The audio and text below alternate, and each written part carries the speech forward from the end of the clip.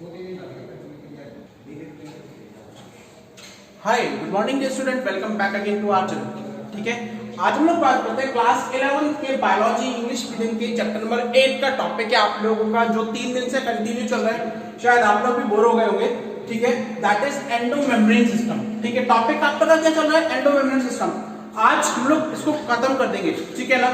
Normally बात करते हैं इसके अंदर, मैंने आपको बताया था एंडोमेम्ब्रेन सिस्टम के अंदर क्या होता है कि जब सेल के काफी ऑर्गन्स जो है बेटा वो एक साथ एसोसिएटेड फॉर्म में आ जाए, ठीक है ना, यानी कोऑर्डिनेटेड होकर काम करें, तो उसके अंदर क्या होता है कि आप लोगों का उसको आप लोग एंडोमेम्ब्रेन सिस्टम बोलते हैं। सिस्टम मींस कि व्हेनेवर मोर देन 1 और 2 ऑर्गन, व्हेनेवर मोर देन 2 और 3 organs are combined together and perform their functions coordinately together. ठीक है ना। तो इसमें कौन कौन से आते हैं बेटा?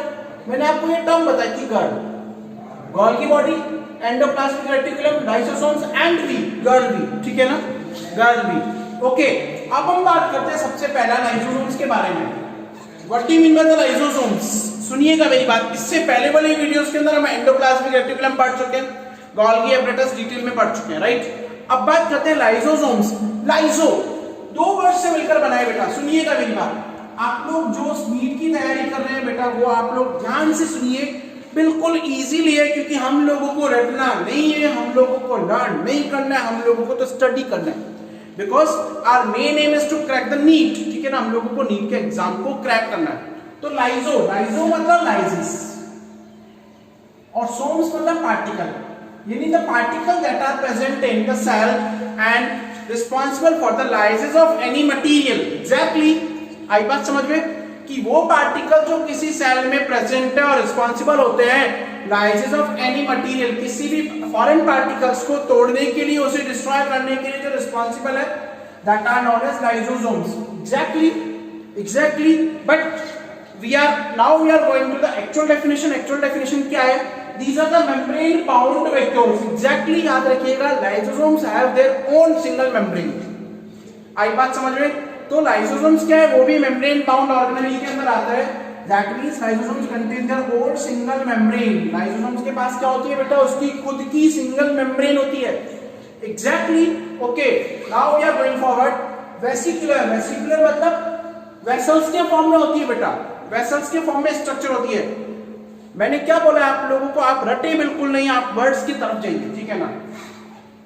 Vesicular structure, that means lysosomes are membrane bound, single membrane bound। membrane bound मैंने स्पेशली आप लोगों को बोला single membrane, because they doesn't possess the double membrane। उनके पास कोई डबल मेम्ब्रेन नहीं होती है, ठीक है ना।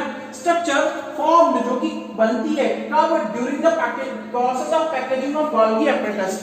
आई बात समझ में? इन शॉर्ट अगर आप लोगों को पता लगे कि गोल्गी एपरेटस का भी एक फंक्शन होता है कि वो किसको बनाने के काम में आता है? लाइसोसोम्स को। आई बात समझ में? यानी सेल्स में जो लाइसोसोम्स है वो किससे जनरेट होती है? These are generated from the Golgi bodies of Golgi apparatus. Okay, clear है ना। मैंने आपको दोनों वे से बताया कि ये membrane bound, single membrane bound structure है, वेसिकल फॉर्म में होती है, जो कि गोल्गी बॉडी के पैकेजिंग के टाइम पे बनती है। ठीक है, मैंने बताया। फिर मैंने शॉर्ट फॉर्म में या फिर सिंपल वे में बताया कि ये बेटा गोल्गी बॉडी के द्वारा ही बनाई जाती है। Exactly, we are talking about next point. अगर हम लोग नेक्स्ट पॉइंट की बात करें, whenever we are going forward to next topic, that means these are rich in almost all type of hydrolytic enzyme। मैंने अभी इस वर्ड का मीनिंग बताया था बेटा, सुनिएगा कि लाइसोसोम्स जो है वो लाइटिक, लाइटिक मतलब लाइसिस, किसी को भी डिलीट करना, खत्म करना, ठीक है ना। हाइड्रोलाइटिक मतलब जो किसी भी मॉलिक्यूल को सेल के अंदर आने से रोकेगा, उसको डिस्ट्रॉय करेगा, ठीक है ना। That are hydrolases. अब कौन कौन से होते हैं उसमें? हाइड्रोलाइजेस, ठीक है ना, लाइपेज, प्रोटीएज, कार्बोक्सिलेजेस। अब स्पेशली, ठीक है, नाम तो आप लोगों ने याद कर लिया। याद रखिएगा, मेन की पॉइंट बता रहा हूं याद करने का आप लोगों को बेटा। जहां पर भी आपके पास एस वर्ड आ जाए, ASE, एस मतलब वो जो पॉइंट है या वो वर्ड है वो एंजाइम के लिए यूज में आ रहा है, ठीक है, ठीक है ना। They are optimally active at the acidic pH. वो किसकी, कौन सी पीएच के ऊपर एक्टिवेट होंगे? एसिडिक, बेसिक पीएच के ऊपर वर्क नहीं करते हैं। दैट इज बिलो देन 7, जो कि 7 से क्या होती है? कम होती है, ठीक है ना। फिर आता है they are capable of digesting. अब ये डाइजेस्ट करते हैं, डिस्ट्रॉय करते हैं किस को? Carbohydrate, protein, fat, nucleic acids को, ठीक है ना। यानी सेल के अंदर जो एक्स्ट्रा मटेरियल है उसको डिस्ट्रॉय करने के काम में आते हैं। And also known as suicide bag. ये सेल का सुसाइड बैग कहा जाता है, यानी कि सेल्स क्या कर रही है, सेल्स के अंदर ये खुद बस्ट हो जाता है और सेल्स को भी डिस्ट्रॉय करने का काम करता है।